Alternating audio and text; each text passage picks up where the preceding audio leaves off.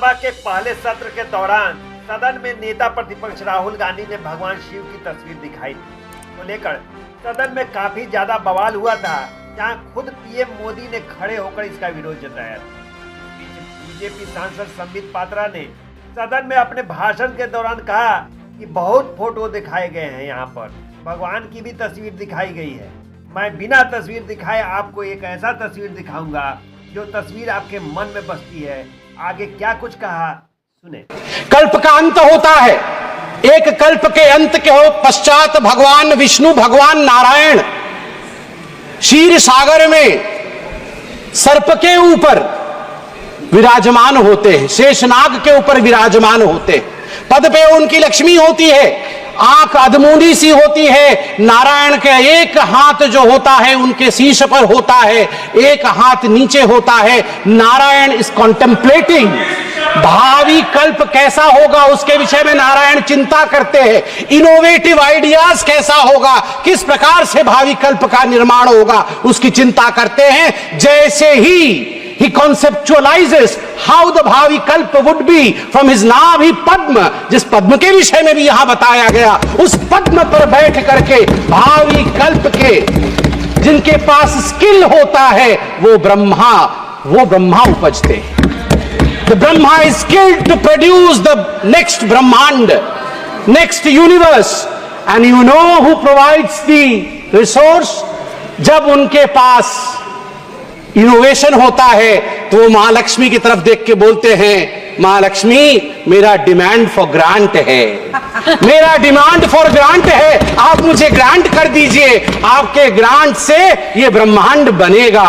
There is no gender in Vaikuntha, Vaikuntha में कोई नर नहीं, कोई नारायण नहीं, वही नारायण नारायणी है, वही शिव शिवी है, वही पार्वती है, वही शिव है। इसलिए यह धारणा गलत है कि नारी नर के पैरों के पास बैठी है। तात्पर्य है कि जहां आइडिया है, जहां इनोवेशन है, जहां विद्या है, जहां शिक्षा है, रिसोर्स के पास कोई अन्य उपाय नहीं है। रिसोर्स की अपनी बाहें अपने आप ही खुल जाती है, मां लक्ष्मी तथास्तु कह ही देती है। जहां तक भारत के विषय में कहा गया, अभी मेरे भाई नालंदा के विषय में बोल रहे थे।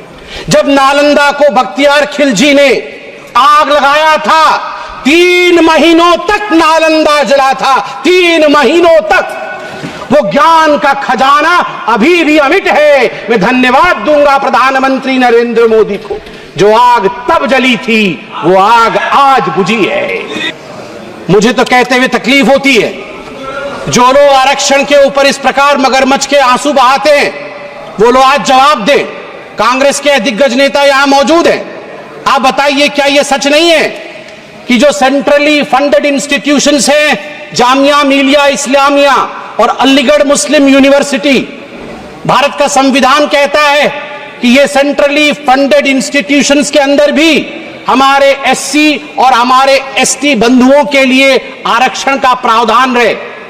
मगर बड़े दुख के साथ मुझे कहना पड़ रहा है, 2011 में जामिया मिलिया इस्लामिया से एससी एसटी स्टूडेंट का आरक्षण कांग्रेस पार्टी ने समाप्त कर दिया। और ठीक उसी प्रकार 1981 में अलीगढ़ मुस्लिम यूनिवर्सिटी से एससी एसटी स्टूडेंट्स का आरक्षण कांग्रेस पार्टी ने मुस्लिम तुष्टीकरण के कारण समाप्त कर दिया। इसके लिए कांग्रेस पार्टी को जवाब देना होगा।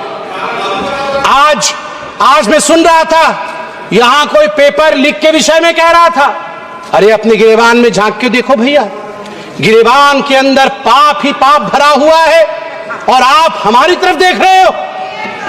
नीट के एग्जाम को लेकर सुप्रीम कोर्ट का जजमेंट आया है कुछ दिनों पहले, और मैं कांग्रेचुलेशंस कहना चाहूंगा इस सरकार को।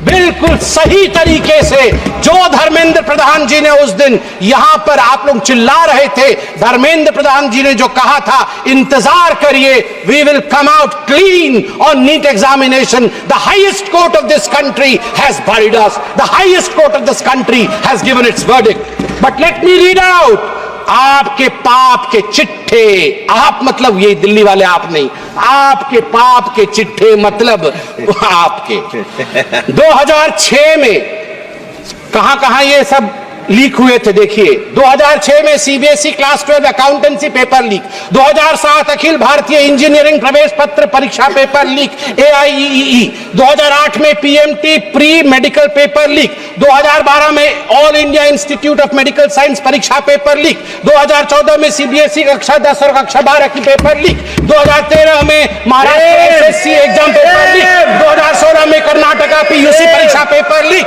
सिद्धरामैया की सरकार थी। 2013 में Rajasthan university paper leak, Ashok Gehlot ji की सरकार थी। 2011 में हरियाणा बोर्ड परीक्षा पेपर लीक, भूपेंद्र सिंह हुड्डा जी की सरकार थी। 2013 में राजस्थान लोक सेवा आयोग RPSC पेपर लीक, आपकी सरकार थी। आप जरा सोच के देखिए, आप जरा सोच के देखिए आपके गिरेबान के अंदर किस प्रकार से पेपर लीक भरा हुआ है। मुझे बड़े गर्व के साथ आज कहना पड़ रहा है कि इस सरकार ने पेपर लीक को रोकने के लिए 5 फरवरी को एक ऐसा बिल रखा है जिस बिल का नाम है the public examinations prevention of unfair means bill 2024, जिसमें 10 साल के जेल का प्रावधान है और 1 करोड़ रुपए तक का फाइन रखा गया है। सभापति महोदय, कष्ट के साथ कहना पड़ रहा है 34 वर्ष बीत गए, यहां युवक सांसद बैठे, बड़ा सम्मान करता हूं मैं, युवा सांसद है यहां कि कितने युवा सांसद है, देखिए इनसे पूछिए आप NEP नेशनल एजुकेशन पॉलिसी को आने में 34 वर्ष क्यों लगे। गर्व के साथ कहूंगा 2014 में प्रधानमंत्री नरेंद्र मोदी, भारतीय जनता पार्टी ने अपने मैनिफेस्टो में सीना ठोक करके कहा था हम सरकार में आएंगे, नई शिक्षा नीति लाएंगे, और हमने वो करके दिखाया है। ये मोदी की गारंटी है।